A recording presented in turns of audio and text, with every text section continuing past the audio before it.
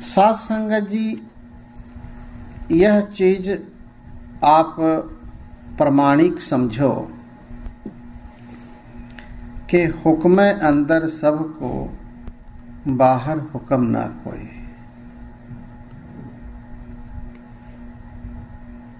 ये देखो, ये जो संसार है,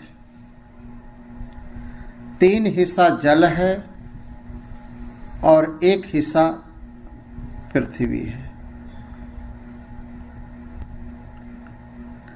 3 हिस्सा जल होने पर भी जल इस पृथ्वी को डुबा नहीं सकता। चंद्रमा, सूर्य, तारे, पृथ्वी, वनस्पति, पहाड़, ये सब जो है वाहिगुरु के हुक्म से चल रहा है। हुक्म अंदर सबको, बाहर हुक्म ना कोई। सृष्टि की उत्पत्ति और सृष्टि का लय, ये सब हुक्म से चल रहा है। विचार करके देखा जाए तो हर एक घर में लोग दुखी हैं कि मेरी लड़की बात नहीं मानती, मेरा लड़का बात नहीं मानता, मेरी बहू बात नहीं मानती, मेरी सास बात नहीं मानती, मेरे आस पड़ोस नहीं मानते। इतना ही नहीं, गुरुद्वारे में मेंबर बन जाते हैं तो दूसरा मेंबर मेरी बात नहीं मानता, कोई प्रधान हो जाता है तो कहता मेरी बात। हर एक आदमी दूसरे को मनवाने के लिए सोच रहा है कि दूसरा मान जाए।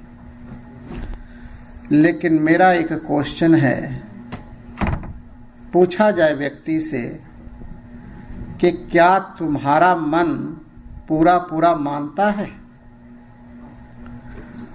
तुम मन को कहते शांत रहो, मन भाग के कहीं चला जाता है। तुम मन को कहते हो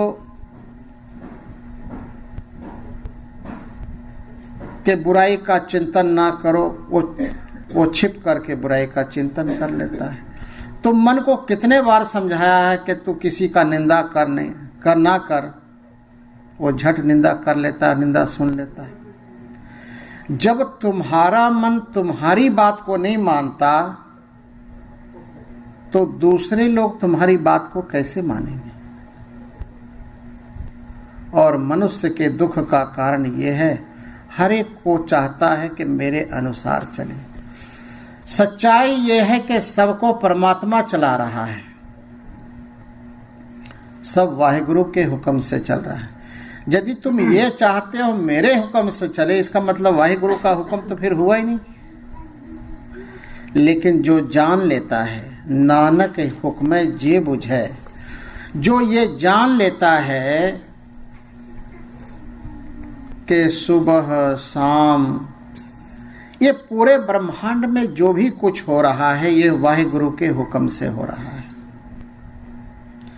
हुक्मे आवे हुक्मे जावे, हुक्मे रहे समाई, सब कुछ हुक्म से। एक समय की बात है, जब साहिब श्री गुरु तेग बहादुर जी महाराज को चांदनी चौक में जेल में डाल दिया गया, तो भाई मतीदास, भाई सतीदास को किसी सिख ने गन्ना दिया। तो भाई मतीदास, भाई सतीदास गुरु महाराज को दे दिए चिढ़ने के लिए, महाराज आप। साहिब श्री गुरु तेग बहादुर जी महाराज गन्ने को चीव करके उसका जो फोक था नीचे फेंके। भाई मतीदास, भाई सतीदास उस फोक को शीत प्रसाद समझ करके खा लिया, और खाते ही उसके अंदर ऐसी शक्ति आई। वो कहता है, सच्चे पातशाह यदि आप हुक्म करें तो एक हाथ में मैं लाहौर को रख लूं, एक हाथ में दिल्ली को, और दोनों को टकरा के मैं चकनाचूर कर दूं। साहिब श्री गुरु तेग बहादुर जी महाराज कहते हैं, भाई मतीदास, ये शक्तियां तेरे अंदर कहां से आ गई? सच्चे पातशाह आपका शीत प्रसाद खाने से। जिसका तुमने शीत प्रसाद खाया है उससे तुम्हें इतनी शक्ति आ गई है। तो जिसका शीत प्रसाद है, जिसने इस गन्ने को चिबा है, क्या उसके अंदर ये शक्तियां नहीं है? चरणों में गिर गया, सच्चे पातशाह भूल हो गई। आप तो तीनों लोकों के मालिक हैं।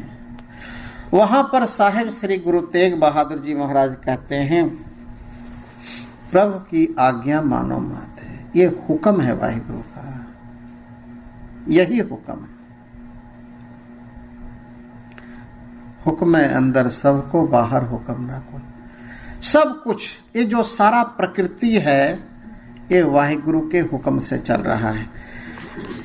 आवत हुक्म विनाश हुक्म, आज्ञा भिन्न ना कोई। एक वाहिगुरु के अलावे कोई और आज्ञा नहीं कर रहा है। लेकिन हमारी यही चाह होती है कि सारे के सारे लोग मेरे अनुसार चलें, और ऐसा होता नहीं और हम दुखी होते हैं। दुख का कारण यही है। जितनी संस्थाएं हैं और जितने संस्थाओं में लोग हैं, खास करके मुखी लोग, वो ज्यादा दुखी होते हैं। क्यों? वो चाहते हैं मेरे अनुसार सारे चले, और ये संभव नहीं है। जब अपना मन हमारे अनुसार नहीं चलता, शरीर हमारे अनुसार नहीं चलता, शरीर को कहते हैं स्वस्थ रहो, ये बीमार हो जाता है।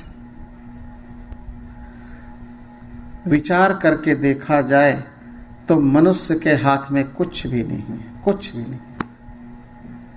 जो श्वास बाहर गई है वो अंदर आएगा या नहीं आएगा ये भी पता नहीं, लेकिन पता नहीं हम कल करेंगे।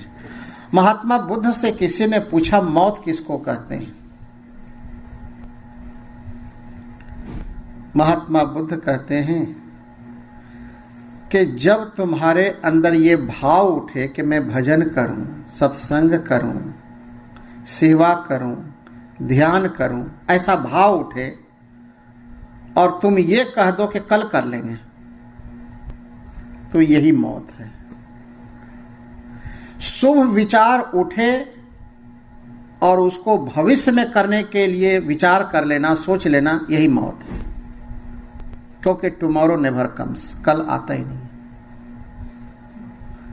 ये कल कर कर के 50 साल हो गया, 70 साल हो गया, अब किनारे बैठे हैं, पता नहीं इतना लागे ठनका। अब तो ये पत्ते पर बूंद है, कब गिर जाएगा भरोसा नहीं।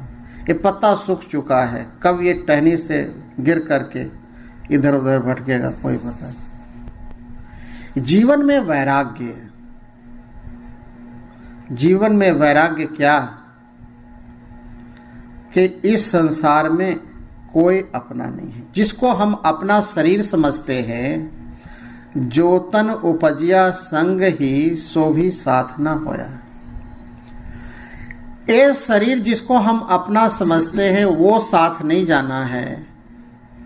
तो शरीर करके कोई दोस्त है, शरीर करके कोई लड़का है, कोई शरीर करके लड़की है। ये सारा संबंध जगत में शरीर करके, और तुम शरीर नहीं। साहिब श्री गुरु अर्जन देव जी महाराज उपदेश कर रहे हैं, आवत हुक्म विनाश हुक्म, आज्ञा भिन्न न कोय, आवन जाना तेह मिटै, नानक जेह मन सोए। जेह मन सोए, जिसके मन में सोए का मतलब परमात्मा, जिसके चित्त में वाहिगुरु बस गया, उसका फिर आना जाना नहीं होता। क्यों नहीं होता आना जाना? जिसके चित्त में वाहिगुरु बस जाता है तो उसको ये ज्ञान हो जाता है कि आता जाता शरीर है, शरीर के अंदर जो चेतन आत्मा है वो आता जाता नहीं है, और वो मैं हूं। शरीर तो एक वस्त्र है जिस तरह के कोई आदमी अपने कपड़े को पकड़ करके कहने लग जाए कि मैं ये हूं, मैं ये हूं, तो उसको पागल ही कहोगे ना। इसी तरह से हम शरीर को पकड़ के कहते हैं मैं स्त्री हूं, मैं पुरुष हूं, मैं काला हूं, मैं गोरा हूं, और पता नहीं क्या क्या बोलते हैं। धन रखा है तिजोरी में और हम कहते हैं मैं अमीर हूं, मैं गरीब हूं, पता नहीं क्या क्या लोग कहते हैं। सच्चाई तो ये है कि शरीर के अंदर जो चेतना है वही तुम हो। गुरु महाराज यहां उपदेश कर रहे हैं, आवन जाना तेह मिटे। उस व्यक्ति का जन्मना मरना समाप्त हो जाता है, नानक जेह मन सोए, जिसके चित्त में ये बस जाता है कि वाहे गुरु मेरे नाल है।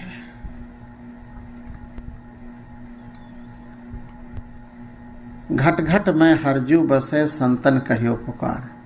ये जो हृदय के अंदर जो चेतना है वही वाहे गुरु है, वही राम है और वही हमारा स्वरूप है। ऐसा जान लेने वाला व्यक्ति का कभी मौत नहीं होता। जन्मता शरीर है, मरता शरीर है, लेकिन चेतना है, इसका ना जन्म होता है ना मौत होती है। साथ संगत जी, आज का जो प्रसंग है ये बहुत ही गंभीर और जीवन का रहस्य, इसको ठीक से समझना। पौड़ी, एऊ जी बहुत गर्भवासे, मोह मगन मीठ जोन फासे, इन माया त्रैगुण बस कीने, आपन मोह घटे घट दी। एऊ जी बहुत गर्भवासे, ये जीव जो है करोड़ों बार इस संसार में आया है। एक बार साधना भगत बकरे को वढ़ने के लिए जा रहा था, वो बकरा हंसने लग पड़ा। साधना कहता है, भाई आर यू लाफिंग, क्यों तुम हंस रहे हो? मैं इतने बकरे को वढ़िया है, कोई हंसिया नहीं। कहते मैं हंस इसलिए रहा हूं कि पिछले जन्म में मैंने तुमको वढ़िया से, और इस जन्म में तुम बढ़ रहे हो, अगले जन्म में फिर तुमको बढ़ूंगा। ये प्लेइंग कब तक होता रहेगा? कहते हैं सदना उसी वेले सावधान हो गया, चेत गया वो, और उसी वक्त सत्य की खोज में चल पड़ा। लंबी कहानी है। यहां पर एऊ जी बहुत गर्भवासे, मोह मगन मीठ जोन फासे, और माया के मोह में फंस करके मीठा, ये पुत्र हमारा, ये जितने संबंध है ना, मीठा जहर है, स्वीट पॉइजन। कौड़ा जहर तो आदमी छोड़ भी सकता है, लेकिन जो स्वीट पॉइजन है ना, ये पता भी नहीं चलता और मनुष्य को मार देता है। पुत्र, ये परिवार, ये सारे जो हैं, तुम्हारा सब कुछ सुबह से शाम तक छीनते रहता है, और उसके बदले में देता क्या है? दुख, कलेश, बात नहीं मानता, लेता तुमसे सब कुछ है। पुत्र का मतलब होता है, पुत्र को लड़का भी कहते हैं। लड़का उसे कहते हैं जो तुम्हारी संपत्ति को लड़ करके ले, प्यार से नहीं, लड़ करके जो ले उसको पुत्र कहते। और जब जन्मता है तो पता नहीं मिठाइयाँ बांटते हैं, ये करते हैं। सच्चाई तो ये है कि जब बच्ची पैदा होने तब मिठाइयाँ बांटनी चाहिए, क्योंकि बच्ची जो है पति के घर में जाकर के भी माता पिता का ख्याल रखती है, ये ज्यादा महान है। एऊ जी बहुत गर्भवासे, एऊ जी बहुत गर्भवासे, मोह मगन मीठ जोन फासे, इन माया त्रैगुण बस कीने, आपन मोह घटे घट दीने। माया कहते किसे? इन माया त्रैगुण बस कीने। माया जो है ये सबको वश में किया हुआ है। माया हम उसे कहते हैं जो हमको सत्य को देखने ना दे, सत्य का ख्याल उठे और उसके ऊपर पर्दा पड़ दे। आप कभी कभी देखे होंगे जो गांव में जाते हैं, गांव के लोग अपने फसल की राखी के लिए एक नकली आदमी बना देते हैं ताकि जानवर लोग समझे कि कोई आदमी खड़ा है, ठूंठ उसको बोलते हैं। और कभी कभी जानवर को नहीं, आदमी को भी भ्रम हो जाता है अंधेरे में कि कोई आदमी खड़ा है। कभी कभी तो काला कपड़ा पहना देते हैं, लगता है भूत ही खड़ा है। और उस वक्त हिंदू लोग जो हनुमान चालीसा पढ़ने लगते हैं, जय हनुमान ज्ञान गुण सागर, हनुमान जी मुझे बचाओ। मुसलमान होगा तो अल्लाह ताला को मनाने लगता हो, सिख होगा कीर्तन 16 पढ़ने लगा, महाराज बचा लो भूत खड़ा है सामने। कभी आंख बंद करता, कभी आधा खोल के देखता है। लेकिन ज्यों ही ये रोशनी उसके ऊपर मारते हैं तो लगता है कि ये तो सिर्फ ठूठ है। वास्तविक में ना हो और सच प्रतीत हो, इसी को माया कहते हैं।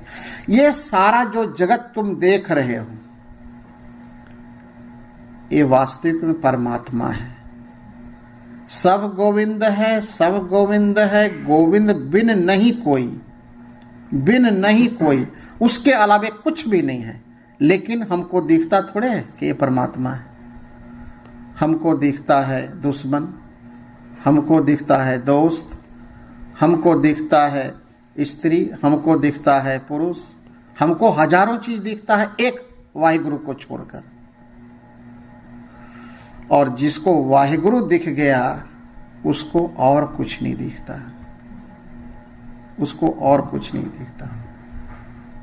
फिर यह विश्व संसार तुम देख दे, यह हर का रूप है, हर रूप नजरी आया। फिर तो सगल संग हमको बने आई, फिर किसी से घिरना नहीं। सबके अंदर जब वही है तो हम किससे घिरना करें, किसको अपना समझें, किसको पराया समझें। साहेब श्री गुरु अर्जन देव जी महाराज उपदेश कर रहे हैं, इन माया त्रय गुण बस कीने। ये जो तीन गुण जो है यही माया है, रजगुण, तमगुण, सतगुण, यह तेरी माया। इन माया त्रय गुण बस कीने, आपन मोह घटे घट दीने। और हर एक के हृदय में मोह रूप से व्यापा हुआ है। इतना मोह कि ये मेरे बगैर कैसे रह सकता है, ये मेरे बगैर कैसे रह सकता है। और वह पर पंच कर पर धन ल्यावे, सुत दारा स्यों आन लुटावे। आते ही लुटा देते हैं, ले लो। और गृहस्थ तो ऐसा है ना कि जैसे घी में लकड़ी डालो तो और तेज होता है आग। गृहस्थ में जितना धन इधर उधर से ला करके डाली जाओ, आग और तेज होता है। सारे परिवार का डिमांड बढ़ता जाएगा, बढ़ता जाएगा। कोई भी आदमी अपने परिवार के पूरा डिमांड पूरा नहीं कर पाया है, कहां से करो। यहां पर गुरु महाराज उपदेश कर रहे हैं, ए साजन कछ कह हो पाया। हे साजन, हे संतो, हे महापुरुषों। लेकिन संतों के पास हम जाते किस तरीके से? हम सोचते हैं कि ये भी मेरा नौकर है। संतों के पास जाने का एक तरीका है, श्रद्धा और भक्ति से। संतों के पास जाए श्रद्धा से, भक्ति से, और बेनती करे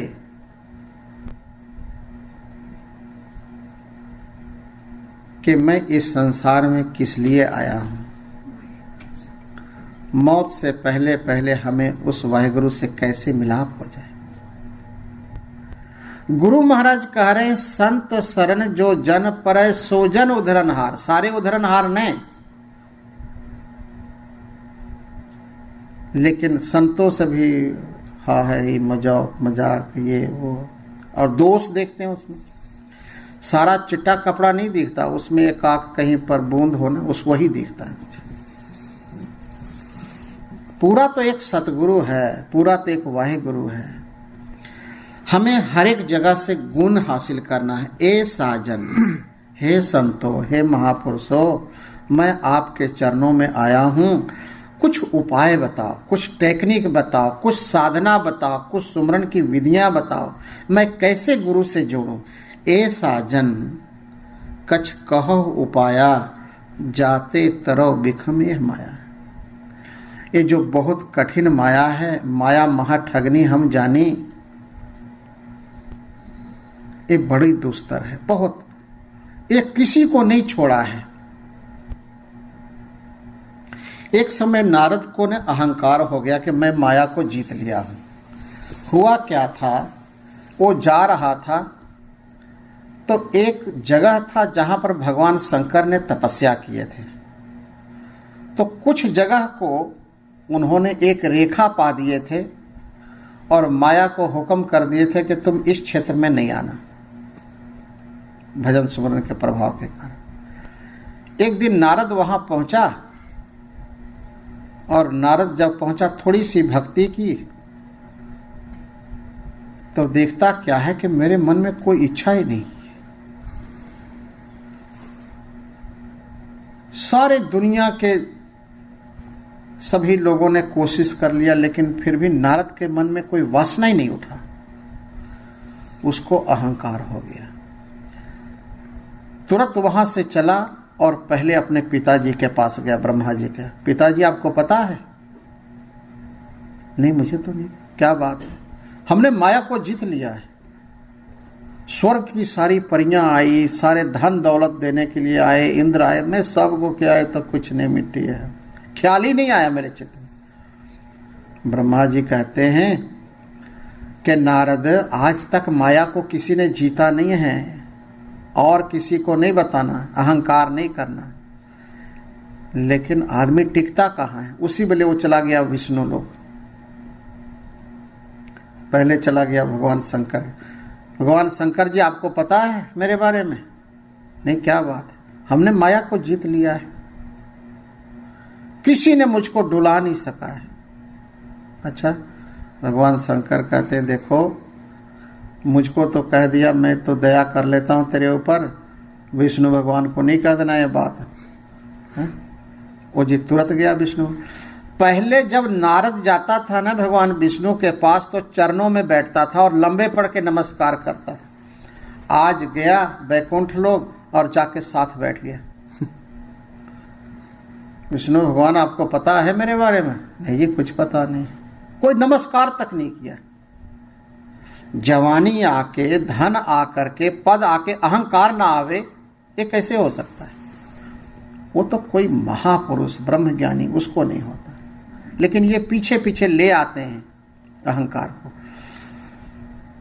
ना नमस्कार किया, ना कुछ साथ बैठ करके कहता है।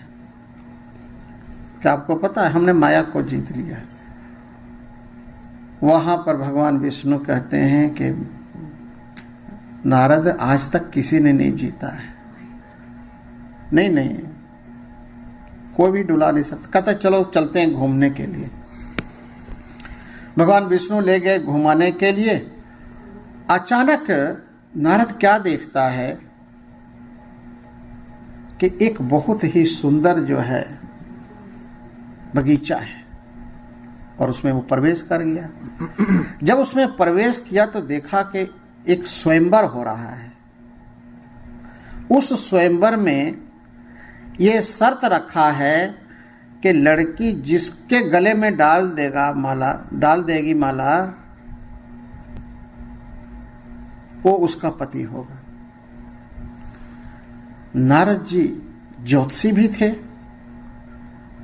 और विष्णु भगवान तो उसी वक्त लोप हो गए। वहां पर राजा के पास गया। माया अब देखो कैसा प्रभाव दिखा रहा है। राजन, जिस लड़की की शादी होनी है उसका हाथ तो दिखाओ मुझे। और नारद हाथ नहीं देखता, उसके रूप को ही देखी जाता है। उसी वक्त उसके ख्याल आया, क्यों ना हो मैं विष्णु के पास जाकर के उनका रूप मांग ले, क्योंकि विष्णु का जो रूप है वो अति सुंदर है। वहां से तुरंत गया बैकुंठ, दोबारा गया। आज जाके लंबे पड़ के नमस्कार करते। वो कहते ना, कहावत है, जब मतलब हो तो गधे को ही बाप कहते हैं। वो नारद जो है लंबे पड़ के नमस्कार करता है और कहता है, भगवान आप तो हमारे हैं ही हैं, सब कुछ हैं, आप ही हैं। आप हमारे ऊपर दया करें कि आप अपना रूप मुझको दे दें, कुछ दिन के लिए, टेम्पररी, उधारा, फिर बाद में लौटा दूंगा। लेकिन यह भी ख्याल रखना कि मेरा कल्याण हो। ये जो शब्द बोल दिया ना, भगवान कहते हैं कि रूप ही मांगता तो कोई हर्जत नहीं था, लेकिन तुमने ये भी बोल दिया कि मेरा कल्याण हो। भगवान ने कहा, ठीक है, जो हमको देना है दे देंगे। साथ संगत जी वहां पहुंचा नारद, सारे राजा लोग बैठे हैं और नारद जो है ना कुर्सी के ऊपर खड़ा हो गया कि ऐसा ना होवे कि लड़की जो है और किसी के गले में हार ना डाल दे। मैं खड़े हो जाता हूं, पहले मुझको ही देखे और मुझको ही डाल दे। जैसे ही लड़की आ रही थी, नारद को तो देखी ही नहीं, आगे बढ़ गई और सारे राजा लोग हंसने लग पड़े। सारे लोग जो है पूछते हैं, तुम लोग क्यों हंस रहे हो? नारद को कहते, तुम अपना रूप तो देखो जाके शीशा में रूप देखा तो बंदर का चेहरा था। क्योंकि वो बोल दिया था ना कि रूप तो अपना देना, लेकिन मेरा कल्याण भी हो। साथ संगत जी उसी वेले जा करके वो बड़ा क्रोधित हुआ और जैसे ही क्रोधित हुआ और क्रोध में आकर के बहुत भला बुरा कुछ कहने लगा, उसी वक्त जो है आंख बंद करता है, फिर देखता है ना कोई बगीचा है, ना कोई कुछ है, ना कोई रानी है, ना राजकुमारी। वहां पर भगवान विष्णु नाल खड़े। नारद क्या हाल है तुम्हारा? चरणों में गिर पड़ा, भगवान मुझे माफ कर दो, तुम इतना अपना जो है मेरे साथ प्रेम करने वाले, आज क्या बात है, गालियां क्यों दे रहे हैं मुझको? यहां पर कोई भी ऐसा व्यक्ति अहंकार कर ले कि मैं माया को जीत लिया हूं, तो यह संभव नहीं है। हाँ, माया से दूर हो सकता है व्यक्ति। साहिब श्री गुरु अर्जन देव जी महाराज उपाय बताए हैं इस 52 अखरी में। ए साजन कछ कहो उपाया, हे संतों महापुरुषों, हमें कोई ऐसा टेक्निक, ऐसा उपाय बता दो कि मैं बियॉन्ड माया चला जाऊं। जाते तरव बिखम एह माया, कर कृपा सत्संग मिलाए। हे संतों, हे महापुरुषों, हे वाहिगुरु, हे सच्चे पातशाह, आप कृपा करके हमारे मन में ऐसी प्रेरणा दो कि मैं सत्संग करूं, महापुरुषों का संग करूं। कर कृपा सत्संग मिलाए, नानक ताके निकट न माए। जो सत्संग करता है, महापुरुषों का संग करता है, इस नानक सर गुरुद्वारे में आकर के कीर्तन सुनता है, कथा सुनता है, उसके निकट माया नहीं जाता है। कम से कम यहां तो नहीं जाएगा। बाहर का तो गारंटी इसलिए नहीं देता हूं क्योंकि बाहर अभ्यास ज्यादा है ना रहने का। एक समय की बात है कि भाई गुरदास जी कहते हैं, एक सैन नाई था, सैन नाई। देखो, प्रभु की कृपा हो जाए तो सैन नाई हो या जुलाहा हो या चमार हो या जट हो, कोई, हर एक व्यक्ति को अधिकार है प्रभु पाने का। हर एक व्यक्ति, ऐसा नहीं है कि ये पा सकता है, नहीं पा सकता। भाई गुरदास जी कहते हैं, सुन प्रताप कबीर दा, दूजा सिख हुआ सैन नाई। कबीर का प्रताप सुन करके, महिमा को सुन करके सैन नाई भी स्वामी रामानंद जी के पास गया और कहता है मुझे भी सिख बना लो, और उन्होंने उसको सिख बनाया। सुन प्रताप कबीर दा, दूजा सिख होवा सैन नाई, प्रेम भगत राती करे, भलके राज द्वारे जाए। राजा के पीठ में जो है सो फोड़ा हो गया था कैंसर का। सैननाई रोज जाता है, मुट्ठी चापी करता है राजा का और मलहम लगाता है उसमें, उससे उसको थोड़ा सा सुकून मिलता है, रोज आ जाता है। प्रेम भगत राती करे, भलके राज द्वारे जाई, आए संत प्राहुने, कीर्तन हुआ रैन सवाई। छड़ न सके संत जन, राज द्वार न सेव कमाए। एक दिन ऐसा हुआ कि उसके घर में बहुत से संत लोग आ गए और कीर्तन, जैसे यहाँ के अपने संत लोग करते हैं ना कीर्तन करते करते करते ऐसे मस्त हो गए, और सैननाई तो इतना ज़्यादा मस्त हो गया कि सारी रात और सारा दिन भी कीर्तन करता रहा, भूल ही गया मुझे कहीं आना जाना है। फिर उसको बहुत चित्त में आया कि ओहो, मैंने राजा के पास नहीं गया सेवा करने के लिए, और राजा की तो हुक्म ही होता है, उसके हुक्म पर थोड़ा ना चले तो तुरंत फांसी, थोड़ा सा ही।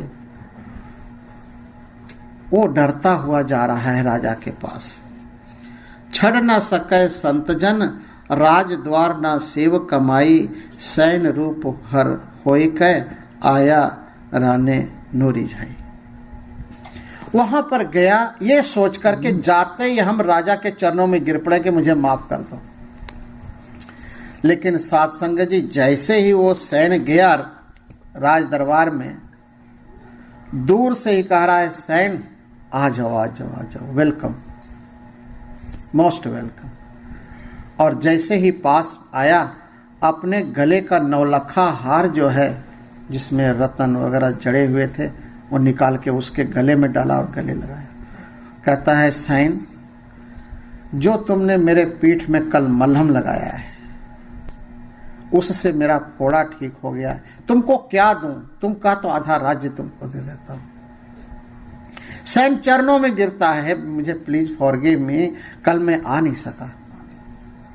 कहते कल आ नहीं सका, क्यों तुम मुझको ऐसे परता रहे हो? वहां पर बार बार जब राजा ने बोला कि देख ले मेरा फोड़ा ठीक हो गया है, सारा कुछ तेरी कृपा है, उसी वेले उसको सैन को समझ में आया कि जिसकी मैं बंदगी कर रहा था, जिसका मैं भक्ति कर रहा था, वही हमारा रूप बटा के आ गया। सैन रूप हर होय कै, आया राने नूरी झाई। साध जनानो विदा कर, राज द्वार गया शरमाई, राने दूरह सद कै, गल्लों कवाए खोल पहनाई, वस कीता हो तुध अज, बोले राजा सुने लुकाई, प्रगट करे भगत वडियाई। साध संगत जी, उसी वेले सैन ने कहा कि जिसकी बंदगी करने से वो मेरा रूप धर करके ये करने लग पड़ा, और थोड़ी बंदगी से तुम आधा राज्य दे रहे हो, अब ये जो रेस्ट लाइफ है हम उसी के चरणों में बिताएंगे। ये सत्संग की ऐसी महिमा है। सत्संग की तो इतनी महिमा है कि बिनु सत्संग विवेक ना हुई। गोस्वामी तुलसीदास जी कहते हैं, सुत दारा और लक्ष्मी, सुत कहते हैं पुत्र को, दारा कहते हैं स्त्री को, लक्ष्मी कहते हैं धन को। सुत दारा और लक्ष्मी पापी के भी होए, पापियों को भी होता है और ज्यादा होता है उसके पास, क्योंकि पापा बाझो होवे नहीं, मोया साथ ना जाए। सुत दारा और लक्ष्मी पापी के भी होए, संत समागम हरि कथा, तुलसी दुर्लभ तोए। ये दो चीजें दुर्लभ है, संतों का संग और यहाँ पर बैठ के सत्संग सुनना, कीर्तन सुनना। ये तो बहुत भाग हो तब होता है। पूरब जन्म अंकुर जब प्रगटे, भेटियो पुरख रसक बैराग। कोई मस्ताना, कोई संत फकीर जो जुड़ा है वाहिगुरु से, जब पूरा हमारा जो पुण्य उदय होता है तो मिलता है। साधुनाम दर्शनम पुण्यम। इसीलिए तो नह शीतलंग चंद्र देव है, नह शीतलंग बावन चंदन है, नह शीतलंग शीत रुतेन, नानक शीतलंग साध स्वजन है। किसी संत महापुरुष का ओट आसरा मिल जाए, वही वास्तविक शीतलता है। और जो उस शीतलता को प्राप्त कर लेता है उसका लोक सुखिए परलोक सुहेले, नानक हर प्रभु आपे में